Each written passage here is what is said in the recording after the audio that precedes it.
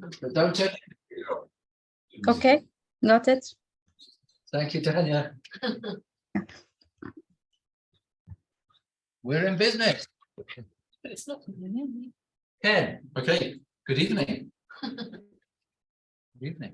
Good evening, yes. So good evening, everybody. I'll have to split my loyalty between everybody here and everybody there. But what I'd like to do is just explain what we've done at Zero Carbon Daviot, small community just northeast of Aberdeen. And what I'd like to do is to just set the scene here with you know, the COP27. The fact that we're all been talking about is that buildings and heating is struggling, and you know, a lot of our homes and buildings are heat. So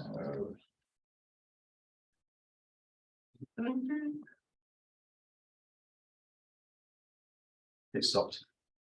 Okay, why don't we move it on?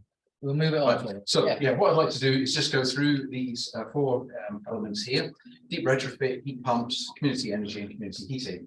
Now, I did a talk on deep retrofit to Zero Carbon Daviot at the weekend, and there's a lot of slides here, but I just thought if I flick through them, it'll just give you an idea of what is involved with deep retrofit. It's a lot of work, and it basically, this is our house at home. My wife and I live here, and we put an extension on in '95. We put a porch on in 2017, and this is what my wife had to put up with while I was playing with the house.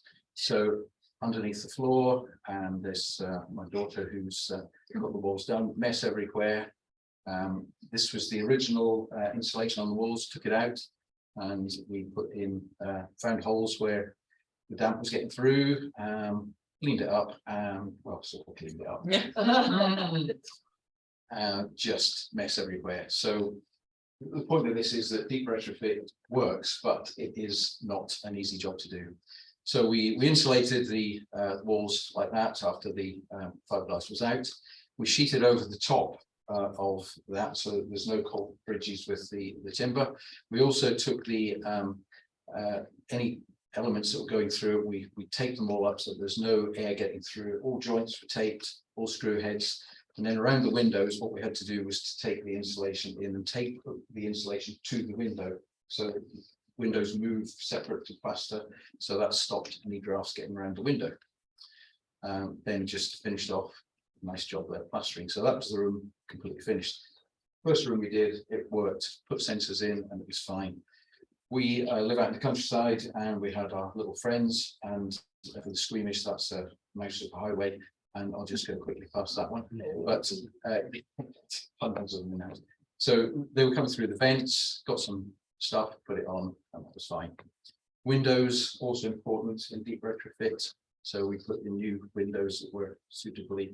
Same with the doors, nice and tight, thermally insulated and thick. And then what we did was we put down overfloor heating. This is not underfloor heating, this is actually on top of the floor. Very quick, very reactive, and you can put laminate over the top of it or tiles, and that's the manifolds to it. And you can see that in the kitchen there, that's the heat taken over the thermal imaging camera.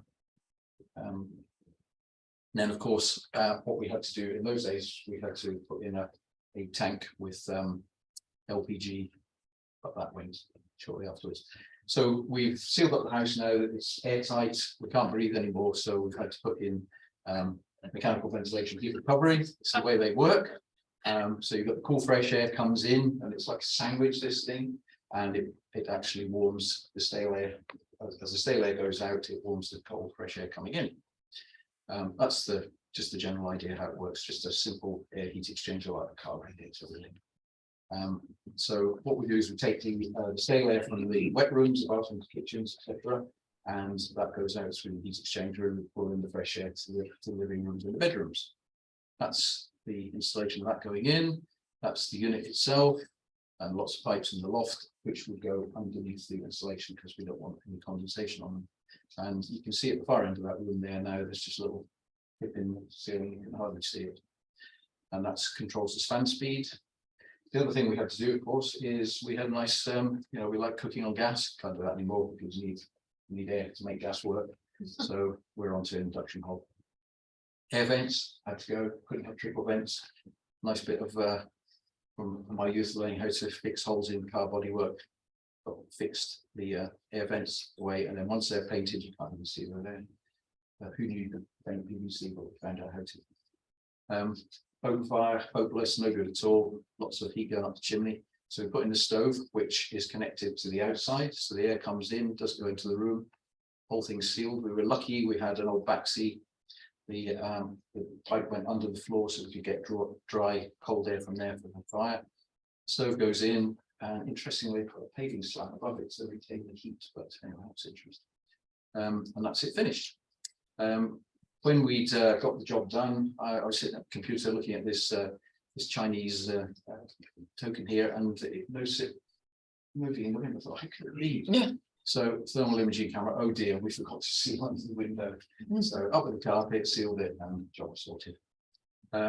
Before we'd done this, we had put solar panels on the roof, and they are been fantastic. Who knew in Aberdeenshire that you know, you would get this amount of sunshine? That's thanks to a guy called Dave McGrath, who I think you might know. He put the panels up for us back in 2011. We also export electricity. So this thing, what it does is, if there's any power going out of the house, it will just switch on the immersion heater, and we get free hot water. Onto heat pumps, and this is my view. Something's wrong with the state of heat pumps. Not quite what Shakespeare said, but I'm sure you would have done it, if you know. I've got a great interest here. I am the owner of Ground Source Heat Pumps Limited, and that's what I do. I design systems. But okay, right. So is that better? Yeah. So we'll not go through these now, but everything in green is good. Everything in red is bad. And you know, these slides will be shared, so you can have a look at them later. But essentially, ground source beats air source, hands down. And the only thing that's against it is the cost of putting in the ground loop or the borehole. So I did a little bit of testing with what would happen. So here's same company, no reason to choose Daviot other than they do an air source and the ground source. And you can see that actually ground source is cheaper for an air source because there's less moving parts, doesn't have fans, doesn't have defrost cycles, but you need a borehole. So I just did a quick thing here, and basically using those units there, the line just third from the bottom there shows you that if you put in a ground source heat pump, if you put in an air source heat pump, it's about 3,600 cheaper for this particular 10 kilowatt model than an air source. But the ground source would save you about £300 a year, so your payback's about 12 years, which, you know, maybe good, maybe bad. And I know we should really talk about carbon tonight, but this is the thing that motivates a lot of people. But if you have a good ground source heat pump and it's installed in a good system, you could get much higher coefficient performance, and your payback would be 3.5 years. So worth looking at. Right, okay. So how do you do this is what I do actually is, if you're putting in a ground source heat pump, it's not just about buying a piece of equipment that goes into the house. You really have to do the whole system. So you need to look at the heat loss for your building. You need to select the heat pump, but you see what I've got underneath selecting heat pump. You've got to improve your insulation, you know, retrofit. That's why I went into the deep retrofit first. You've got to upgrade your heating system. Radiators need to be run at 70 degrees. Underfloor heating is 30 degrees. So that saves a lot of energy. But as I said before, if you seal up the house, you really need to think about the ventilation, and the best way is to control it and have that energy saving on it. And then the last thing that I do is design the ground loop, because if you're drawing energy out of the ground, heat out of the ground, you've got to know how much to put under the ground. And in our case, we tend to use boreholes. So it's how deep does the borehole go? So I don't know why I had that in there, but never mind. Yeah, so lots of people do heat pumps. Oh yeah, that's right. That was meant to be. This is what we do to when we're calculating the heat loss from a house. There's all these elements in it, and you know, a survey has to be done to establish, you know, how much you're actually losing for your own property. But there's a massive number of people making heat pumps. This is just a few of them. I just chose the ones that belong to the trade organizations at the bottom. and then the ground loop has to be designed. So, as I say, in our case, we design a borehole that goes down into the Earth's surface, but it has to be deep enough so you're not chilling the rock. And we use a simulation program which makes sure that after 20 years, you've reached the point where it won't chill the rock any further. And that's the worst case scenario, because most boreholes here have water in them, so they bring the heat back quite quickly. So this is how we did it at our house. We put a drilling rig in the back garden, and we just drilled down and then popped in the ground loop, and that's it coming back to the house. And that is the heat pump itself. I just made a little shed outside the house because it was just easier to do that than trying to find the way to put pipes through the rest of the house.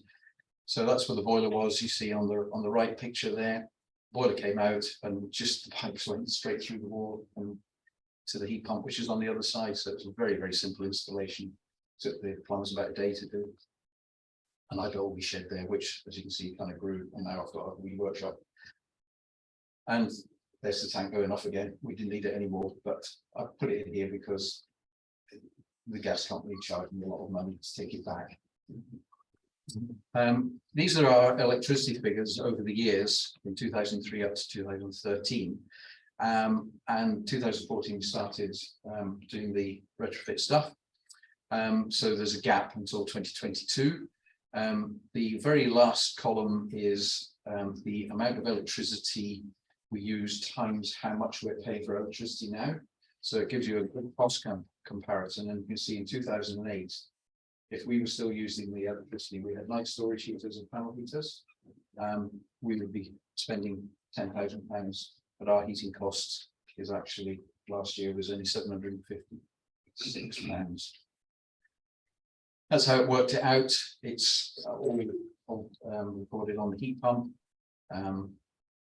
And that just sort of visually shows how much it's dropped down over the years for now compared with previous year. Yep, that much. Yes, onto community energy. So we set the scene. We've got a good idea of what we need to do, and so for zero carbon Daviot, we looked at community energy. We started off with workshop sessions with Community Energy Scotland, and it was called Community Energy Futures, Robertson Trust, and Matt and I we attended these lectures and thought it was great. And as a result of that, we decided to set up zero carbon Daviot, which has got a defined boundary around Daviot for the community, not just the village itself. These were the ideas we came up with. So won't go around them all, but home retrofit, renewable energy generation, electric vehicles and car clubs, and we're getting there with all those three.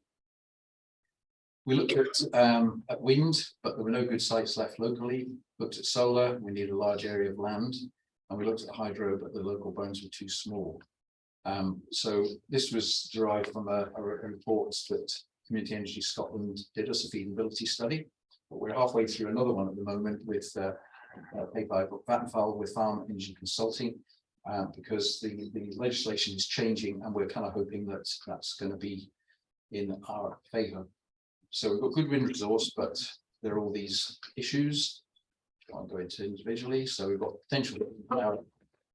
So we're waiting to see how things pan out, because there's the big issue at Hill of Fair. Now, community energy on solar, we've also got another project going where we're working with Power Circle, but we need a large site, and we're in negotiation with the landowner, and we're hoping to get a feasibility study next year to integrate with our heat pump network, if we can get a heat pump network. So there's the hydro. We did look at that, but it just wasn't going to work for the water courses we have in the area. So why are we doing this? This is a bit going back to what Corey was saying, that originally we used to have big power stations and they just fed down to us. Nowadays, it's all much more complicated, and smart grids will help, where we all start to use electricity at sensible times rather than all at the same time. So what we'd like to do is maybe put up some solar panels, the vertical ones like the Germans do. This is in Donaueschingen in Germany, and you can see that they haven't lost their agriculture. They're harvesting silage in between the solar panels. Interesting, these are double-sided and they face south like a vineyard. so that the sun doesn't land on them in the middle of the day, but that's when most people have got lots of energy. So this kind of gives you a better spread, especially in the north of Scotland. That's the same picture that Corinne showed. We've worked with community energy. And I really like to just reinforce what Corinne was saying earlier, because we're campaigning for the local electricity bill. At the moment, the benefits to local economies is blocked by unfair regulation and huge implementation costs. And you know, just 2 weeks ago, I joined these guys in Westminster. You see my solar panel there just in front of Hilary Benn. But we've got 3 MPs, David Johnson, Hilary Benn, we're a Hobhouse, and that's a cross-party parliamentary group. But the other 2 guys, Will Hanford and Todd Fiennes, National Trust and the Council for the Preservation of Rural England. These guys say, if we can get this bill through, it's going to be game-changing for us in local communities, because, as Corinne was saying, this will allow us to fund all these projects we're talking about, whether they're solar or wind or anything. So onto community heating that I mentioned earlier. I visited 3 weeks ago in Cornwall, just near near to the United Downs Deep Geothermal, and these guys, Kenza, are a heat pump company, and what they're doing is they're putting in heat pumps as a utility. So if you're putting in a borehole for a house, you probably don't need a deep borehole for your own house, but you could share amongst your neighbours. So they are putting into this little village in Cornwall what they call a heat network, a sort of 5th generation heat network, and they will use not so many boreholes for quite a lot of houses. Here's the classic one there. You've got that beautiful string of houses around there, and there's not a heat pump for every house, but they all share it. It's on the loop, and they just take as much as they need. And it means that you've got something that looks after itself. Everybody pays for its upkeep, but there's no upkeep. It's just a pipe in the ground, and you check you check the glycol content of the water once every 5 years. And this is them. I took this picture just 3 weeks ago. That's them actually drilling in between houses in people's front gardens, just very easily done. Not much mess at all. I also went to see the parish councillors in Stivians, because it was great. Obviously Kenza, a heat pump company, are going to love this, but what about the people that are having it done to them? And they've got this information board in their village hall. They love it. And the problem is that they've only got so many people that can join the network at the moment, since it's extended, and they're oversubscribed. So it's just really being taken up. Power Circle are also doing a project in Blairgowrie. It's a sort of research project. It was the only one that landed in Scotland from the UK. And what they're doing is looking at heat pumps with solar PV and battery storage, just to see what they can do to reduce the cost of running heat pumps. But I think I've already proved that with mine. So that's us, Deep Retrofit Heat Pumps Community Energy Committee. And probably a bit of a rush through, but I thought I'd have half an hour.